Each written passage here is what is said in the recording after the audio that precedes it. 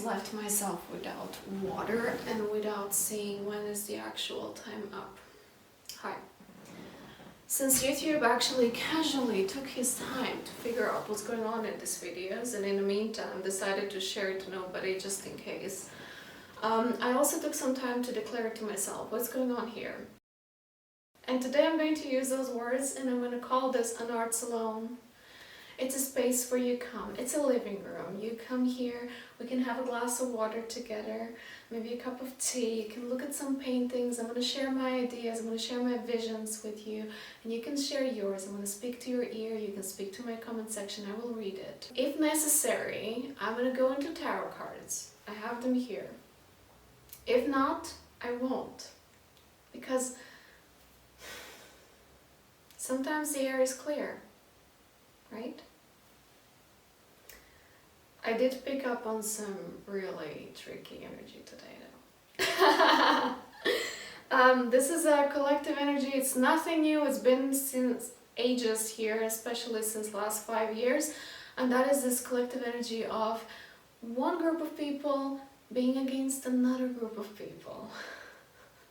But we're all in this together.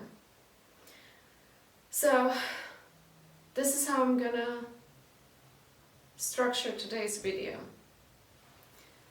I'm gonna start in this direction. This is the end. I'm gonna start from the end and I'm gonna move in this direction. And then I'm gonna go back in time, and then I'm gonna start from the beginning and I'll go to the end and I'll make a full circle. So I've seen a situation today. I've seen it. I haven't been in it. I just saw it. And I'm not going to put names here because it's really not about people involved. It's about the energy dynamics that is happening in this situation that is applicable on the world scale and in the smaller scales as well. So this is what I've seen. I've seen a musical performance where an artist was delivering music. The audience around him was divided into half of them loved the performance and another half was deeply disappointed. What I was seeing from those people who were loud enough and vocal enough to externalize and express how was actually their experience of the performance, the conversation between them went in between "this is amazing, this is a masterpiece, I'm lucky to be alive," and between "no, this was a waste of time and space and I want my money back." And then if it went any further, then it would go in direction of "you don't know what's real," and this side would be "you don't know how to appreciate what's real," and just kind of one against the other. What I personally have seen was that the artist who was delivering the musical performance, his physical body was in a very, very fragile state. Because the energies that he was embodying, that he was working with, were way much more potent than his physical body was able to ground. And to me that was very visible, and that was very concerning, because it was the type of energies that when you see them, when you come in contact with them, immediately it hurts you. Something is off. And you may feel it in your body as some sort of pain or discomfort. You can feel it somewhere, even in your heart or in your stomach, or something just takes you back a little bit. But then at the same time, this energy is very alluring and it kind of just pulls you in. So you may not have a clear idea of what is this. You might be looking into this energy and trying to grasp its shape because you might be that you've never seen anything like this. You're trying to make sense out of it, and while trying to make sense, the longer you look, it kind of like, it hurts you, but you want to keep looking, and the longer you look, the more you are pulled into it. And in this moment, if your physical body, not just physical, but also emotional and mental, astral, if your bodies do not know clearly what is pain and what is love, what is discomfort and what is pleasure, what is good, what is bad, kind of a thing, If your body doesn't clearly know what is red and what is blue, it will see purple and it will be a little bit confused. In other words, it can be dragged into this energy where you might find yourself wanting to be with it even more, even longer. It's kind of like you're distracted, but you realize you want to be distracted. At some point you might even think, I want to become that energy. If you were caring about something, if you were truly caring about something up until that moment, in this moment of interacting with this energy, you may think, why am I caring?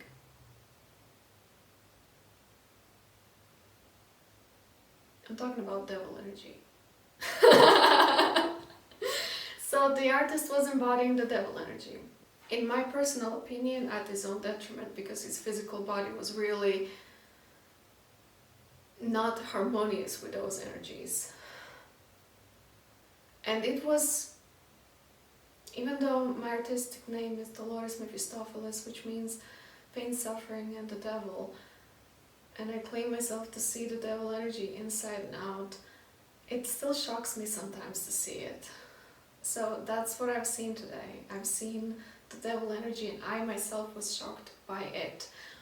But what shocked me even more than seeing the devil energy again was the fact that nobody in the audience seemed to be sharing my viewpoint. The way I've experienced it, it was as if a parent is giving toys to his children. And some children like it, they're happy with the toy, and some children are not happy with their toy because they wanted another toy, not this toy. And so these children, they start a temper tantrum. They start crying and screaming and throwing themselves on the floor and banging their head against the wall. And then these children who are happy with the toys, they start throwing themselves on the floor as well because these children are doing it, so why wouldn't they? And now you have a mess of children, all of them just, acting like children would. Breaking the toys in the meantime. And none of those children actually noticed that the hand that was giving them the toys was bleeding. This is an unspoken part, but the way I read it was they either don't care about the blood on the hands because it's none of their responsibilities, they're just children to be entertained. In other interpretations, I would prefer not to go. I'm gonna go back in time now. I have a painting on my wall. It's called The Origin. It's a black painting made with multiple types of black paint. And I got it as a present from an artist who created this painting. And I have a lot of lights in my room, you see. I have a light here, I have a light there, I have a light here. I have another light over there and another light over here and there in the corner. But only this light was on last night.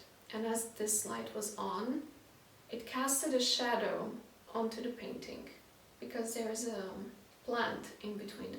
And the shadow of the plant fell onto the painting, and seen from only one particular point, and that was the point where my eyes found themselves in time and space, better said, I was able to see an image of a woman in the painting. I tried to change positions and see this painting and this shadow from multiple points of view, but it was only from that one point of view where I was. There was this image of a woman and I looked into it. And soon enough it stopped being about the woman, because through the image of the woman I was seeing an art installation of some sort, which is in the style of Alexander Calder art installations, where you have, I don't know how to describe in English language. Interesting. I've seen a vision of this art installation, which wasn't actually an art installation. It was a tool of multiple mirrors being placed in different angles at different positions, but they were all connected with a silver wire. The mirrors were not shattered, they were just displaced. One was here in this direction, another one was over there looking at that direction, one was here looking at this direction, another one was that looking in that direction. And there were very many mirrors in the installation. And then I saw that that was a tool. That was a tool of another tarot reader. The way this tarot reader is using this tool is that he sees you, your life, as a big cloud. That's your whole lifetime, from the beginning, from the moment you were born until the moment you cease to exist. Way above your physical body. All your energy, wherever you spread, wherever you leave your fingerprint or blueprint or a trail of your existence. Your sense of self, is a small window that is moving across that cloud. So in different parts of life, you're going to have this window in different positions of this cloud. And so with this window, you might come to that tarot reader and you may ask him, so can you read my energy or tell me what's going on? And he will say, yeah, of course I can. And he will use this art installation. I'm going to call it an art installation. He's going to use that tool and he's going to look at those little mirrors that he has placed in different angles. And this tool, this art installation, is in the size of the cloud that you are. The only thing is that he cannot see you fully because no one can. He's just a human. He only provides a little fractal of what he sees through these little mirrors that he has in his tool. And then literally that would look like this. So, I see you like mushrooms. And you would be, oh no, I don't actually. But you did when you were 15 years old. Then he could say something like, I see you're riding electrical scooters every day. And you're like, no, I never ride electrical scooters every day. But what he sees is that 5 years from now, but he doesn't know that it will be 5 years from now, at one point in the cloud of you, there is a moment when you do ride electrical scooter every day. And then from the logical point of view, from human logical perspective, you could say, yeah, he's just, saying whatever, and then because we're humans and because we have brains and because our brains are wired to search for connectivity and patterns and biases and shit, he can just say anything and it will be relatable. But in the astral plane, this is how he operates. He has a little mirror through which he sees one aspect of you. And then he has another mirror through which he sees another aspect of you that might be outside of your current frame of operation. Does that make sense? It was also shown to me how this tool, this art installation, can be used in a broader way. And from that perspective, I already spoke about it in my other video called ChatGPT Made Me Feel Like a Human, which is on my art channel. You can check it out. It's somewhere among the links. And I spoke about how each person that you encounter is a mirror, but everybody is a different mirror. So some people are gray mirrors, some people are silver mirrors, some people are golden mirrors, some people have pink folia on top of it, some people have wavy mirrors, some people have very old and big mirrors, and some people have pocket mirrors. Each person that you come in contact with, it doesn't even have to be person, you can also be mirrored by a plant, or by an animal, or by an object. Everything you come in contact with mirrors you back to you. Later I had a dream that a friend of mine and me, we went for a vacation, and she booked the accommodation. And we went for a walk in that place where we were on vacation, and she wanted to show me what place she almost accidentally booked but thank God she didn't. So she literally spoke like this: I need to show you. You will not believe what exists. It's ridiculous. I almost booked it. Thank God I didn't, because I would never book this place. I wouldn't rent this even if somebody would pay to me. Like, you gotta see this, it's ridiculous. And so what she showed me was the following concept. Here was one building, and on top of that building, on the penthouse, was the entrance to the space that was about to be rented. So you enter inside, this is a hallway, this is where you leave your shoes and your coat, and then you go out on the balcony. And from that balcony, or a little terrace that it was, you go over the bridge to another terrace of another building. And then you come to the another building, and this is now the big terrace that isn't really so comfortable. There is no chairs, nothing to lie on, nothing to enjoy the sun and Aperol Spritz on, nothing like that. This terrace is full of materials that are supposed to be used in order to build that terrace, but somebody abandoned it. And so, in order to pass this terrace and go to the unit where you can actually live, you have to open the door, but on the path to the door there is a pile of bricks that first you need to move by yourself. And then you open the door, and then you go downstairs, and then you find yourself in a long corridor, which is a terrace. There's no roof, you can see other roofs from here. And if you go left through that corridor, you come to your bedroom. And if you go on the right side of that corridor, there is another door, and behind that door lives the family who actually rents this.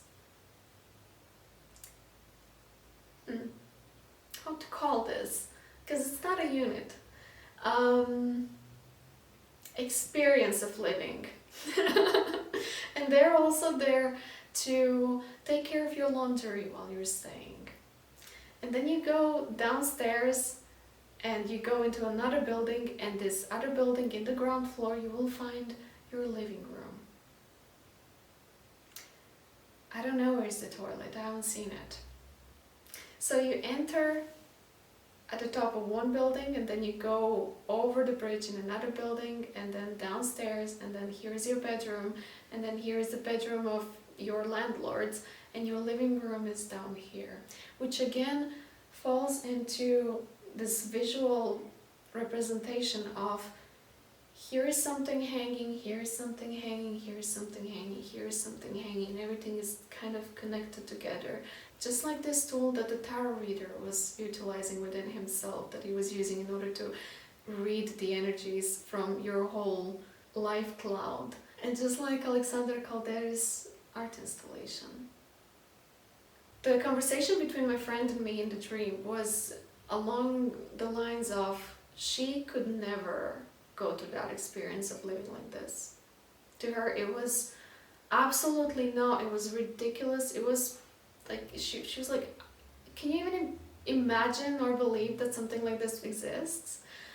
And to me, it was like, yeah. I vibe with it. If you know any kind of Airbnb that works in this kind of way, where the whole apartment is reconstructed and dismantled in different buildings, I'm up for experiencing that. Which speaks to me about difference in people's lifestyles and standards of living and values that we all hold for ourselves. So one person could live according to one standards, and another person could live according to completely some other different standards. And when we just remove our egoic tendencies to compare each other and to hold ourselves as better or worse in comparison to another, and act like children who are like, oh, my toys are better than yours and similar, when you just remove all of that, what you can see is that each person as a mirror shows to the world around itself what is possible. You can also see, instead of a mirror, you can see each person as a flashlight, even if they don't consider themselves to be light at all. They're still shining light on what is possible. Everything that is everything that is in your energy field, everything that is a part of you, is just demonstrating to the world what is possible, what is part of the world. And now I'm coming back to the beginning. The artist who is embodying dark, devilish kind of energies that are so potent, that are destroying his own physical body, demonstrates that that's possible. People who see his performance as a masterpiece, as legendary, that they're so glad to be alive to witness this, that's possible. People who see his art performance as something that isn't art at all and they want their money back, that's possible. People who see the devil energies in the performance, that's possible. People who are blind to the devil energies in the performance, that's possible. People who would only book an apartment if it has a jacuzzi in it, that's possible. And people who are willing to have the whole apartment dismantled in 5 different buildings, that's possible too. Basically, we're all just showing to each other what's possible. Oh my god, how to say that? I'm not frustrated, but I am slightly disturbed by my lighting situation because this light is too heavy on me. That one is not fitting to this light, and this one is just kind of in the corner of my life, and my hair being constantly in the corners of my eyes, clashing against my eyelashes. That's possible. Everything that is going on the planet, collectively or individually, that's possible. I'm not going to go into the tarot about this. I think it's clear. If you think that my ability of seeing energies the way that I see them might benefit you in resolving some of the not so clear air that you may find yourself in, please check the links down below. Thank you for being here.